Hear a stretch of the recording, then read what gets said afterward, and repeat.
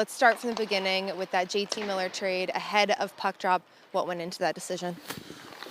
Well, JT has been a good player for Vancouver Canucks for several years here. We came to a point where talking to JT, going back to December, finding a way for him to be in a healthy environment and finding a way for the Vancouver Canucks to gain some assets back and getting younger players. And JT controlled the destiny as he had a full no move there. But I worked close with JT and his agent Brian Bartlett, and we're happy what we got in return here with the players from Rangers, and we're able to pull it through here yesterday before the game. Well, speaking of that return, of course, you get Victor Mancini, Philip Hedl, and of course that first round pick that we'll get to eventually. But talk about those two guys and what they'll add to this group. Yeah, I think when we looked at the options here, we want to, continue to build with younger players. Hedl, a former first round pick, centerman was important for us. I do believe that there is. With the coaching staff we have here, I believe he has more upside.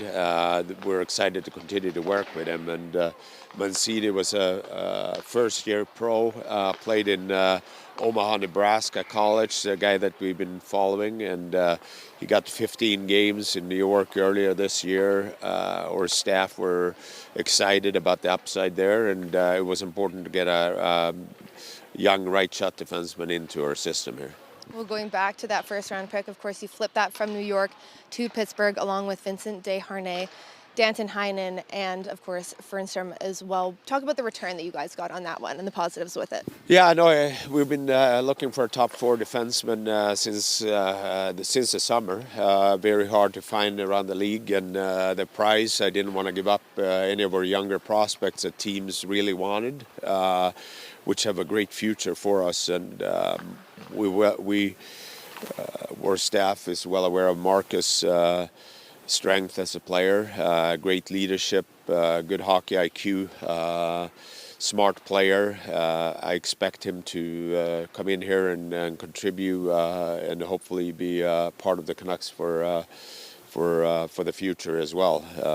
Drew O'Connor is another guy that Scott Young, our player personnel, was part of recruiting to Pittsburgh. Played the World Championship with Conor Garland here a couple of years ago, and again, we felt that we needed more speed and size to get on the forecheck, and Drew is a player that can play different positions in the lineup. So obviously want to thank Vinny Desharnais and Danton Heinen for what they did in Canucks, and it's always tough to give up a good prospect in Melvin Fernstrom, but it's part of the business. Through all of this, yesterday obviously being a crazy day, but maybe over the last couple of months as well, how much have you leaned on head coach Rick Tocchet? Well, Rick has done a tremendous job, with the dressing room, with the players, interaction, communication. My relationship with Rick is great. We're talking every day about different topics. But he definitely has got the team to play the right way here, and we're excited about the additions here coming in later on today to Vancouver. Yeah, and just with that, about 2.5 months left in the season. Now you've got these pieces into place. What do you hope to see from the guys?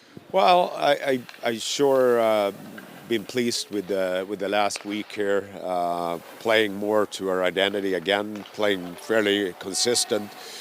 I thought we played really well yesterday. Unfortunately, we couldn't execute on the power play.